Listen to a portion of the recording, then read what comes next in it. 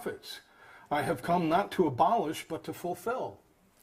For truly I tell you, until heaven and earth pass away, not one letter, not one stroke of a letter will pass from the law until all is accomplished. I like to think of that, if you transliterated this over into English, the difference between a capital F and a capital E is just one little teeny piece of a letter. Jesus says not that much is going to pass from the law until it is all accomplished. I have not come to abolish the law. I have come to bring in grace. I have not come to abolish the law. Therefore, whoever breaks one of the least of these commandments and teaches others to do the same will be called least in the kingdom of heaven. But whoever does them and teaches them will be called great in the kingdom of heaven. For I tell you, unless your righteousness exceeds that of the scribes and the Pharisees, who were scrupulous tithers, by the way, you will never enter the kingdom of heaven. That's Sermon on the Mount. Matthew 23 and verse 23. Jesus is upbraiding the Pharisees and the scribes with them. It's a fascinating comment. Woe to you, scribes and Pharisees, hypocrites, for you tithe mint, dill, cumin, and have neglected the weightier matters of the law, justice and mercy and faith. Tithing is not the most important thing in the world. There are more important things, weightier things than these, says Jesus. You have neglected these weightier things. It is these you ought to have practiced without neglecting the others. So yeah, there are more important things, but don't neglect tithing, says Jesus. And finally, Luke chapter 6, he attaches a wonderful promise to the command to give. 6:38. Give, and it will be given to you. Good measure, pressed down, shaken together, running over, will be put into your lap. For the measure you give will be the measure you get back. So those are my two generalizations. Number one, God expects us to be faithful stewards of all that he's entrusted to us. And he'll be asking an accounting of it. What did you do with my money? How did you handle that two-edged sword? And within that broader framework, he expects 10% off the top as a minimum. Not as a goal to be reached someday. That's the starting point. It talks about tithes and offerings. You don't begin to offer until after the tithe. The tithe is expected. It is required. You begin to offer, you begin to give after the tithe. I had a fellow in my parish who decided he wanted to see if he could go well beyond the tithe. He finally got to what he called the reverse tithe. He lived on 10% and gave away 90%. That was amazing, wonderful. It's not how little can we settle for, but how much can we possibly do. There's a major discussion of giving in Paul's second letter to the Corinthians. You might turn to it. I'm just going to call your attention. I'm not going to read the verses, but just call your attention to 7 statements that come out of this passage. Chapter 8 and chapter 9, actually. 2 Corinthians 8 and 9. Number 1, the truly Christian attitude about stewardship is not just a matter of giving according to our means, but rather giving beyond our means, actually seeking the favor of doing so. Chapter 8, verses 3 and 4. Number 2, it begins with a wholehearted commitment of ourselves to the Lord and to each other. Chapter 8, verse 5. Number 3, it's not a matter of earning our salvation, but of expressing it. Chapter 8, verse 8 and 24. Number 4, God's promise to bless those who are lavish in their giving continues very much in effect. Chapter 9, verse 6 and 10 through 12. Number 5, the purpose of wealth is twofold: to provide for our own needs and to enable us to share generously in the blessing of others. Chapter 9, verse 8. Number 6, obedience to his standard of giving will do 3 things simultaneously. It will return abundance to the givers, it will bring glory to God himself, and it will alleviate the needs of those who are its recipients. Chapter 9, verses 11 through 13. And finally, number 7, it will be a demonstration to the rest of the church and the world that our allegiance to Christ is genuine. Chapter 8, verse 24, chapter 9, verse 2. So we come then to the realization that stewardship as a whole, and tithing in particular, is the privilege entrusted by God to us. It is his resources, his time, his talent, his gifts, and his money that we administer.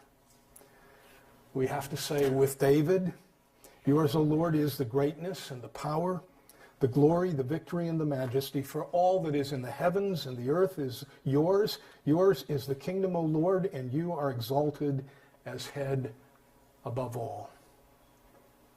All things come from you, O Lord, and of your own have we given you. There's a story of an Episcopal clergyman visiting a small country parish. And he assumed that a box on the back wall was for the poor. And he dropped in 50 cents. After the service, the senior warden explained, we're not a very wealthy congregation. We have no money in the budget to pay guest preachers, but people know to put money in the little box at the back. He opened it up to find 2 quarters. As the family was laughing over the incident at dinner, the preacher's small son piped up, but Daddy, you don't understand. If you had put more in, you'd have gotten more out. I want to read you a familiar passage. You might want to close your eyes as you hear it. Allow yourself to really get into it. And then I'm going to read you a series of questions that I would like you to take with you. I'll give a copy of this to everybody. And as I said at the outset, I'm asking that you would spend at least a half an hour, maybe more, just allowing God to speak to you and you to speak to him. This is the parable of the talents. For it is as if a man going on a journey summoned his slaves and entrusted his property to them. To one he gave 5 talents, to another 2, to another 1. To each according to his ability. Then he went away. The one who had received the 5 talents went off at once and traded with them and made 5 more talents. In the same way, the one who had the 2 talents made 2 more talents. But the one who had received the 1 talent went off and dug a hole in the ground and hid his master's money. After a long time, the master of those slaves came and settled accounts with them. Then the one who had received the 5 talents came forward, bringing 5 more, saying, Master, you handed over to me 5 talents. See, I have made 5 more talents. His master said to him, Well done, good and trustworthy slave. You have been trustworthy in a few things. I will put you in charge of many things. Enter into the joy of your master.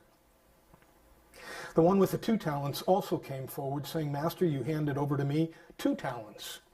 See, I have made 2 more talents. His master said to him, Well done, good and trustworthy slave. You have been trustworthy in a few things. I will put you in charge of many things. Enter into the joy of your master. Exact same comment. Then the one who had received the 1 talent also came forward, saying, Master, I knew that you were a harsh man, reaping where you did not sow and gathering where you did not scatter seed. So I was afraid, and I went and hid your talent in the ground. Here you have what is yours. I didn't lose any of it. But his master replied, You wicked and lazy slave. You knew, did you, that I reap where I did not sow and gather where I did not scatter?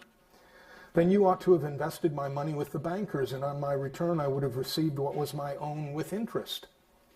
So take the talent from him and give it to the one with the 10 talents. For to all those who have, more will be given, and they will have an abundance. But from those who have nothing, even what they have will be taken away. As for this worthless slave, throw him into the outer darkness, where there will be weeping and gnashing of teeth. I'm going to ask you to read the passage again carefully and ask the Lord to help you identify with each of these three servants. First, the one who received the abundance. Perhaps you are such a person, perhaps not. But can you imagine having a huge amount of money at your disposal, but knowing you must give an account of how you used it? Do you think you could double it? Then try to identify with the person who received a more modest portion, though still substantial, and that person also must give an account. Could you take your lesser gifts and still maximize them?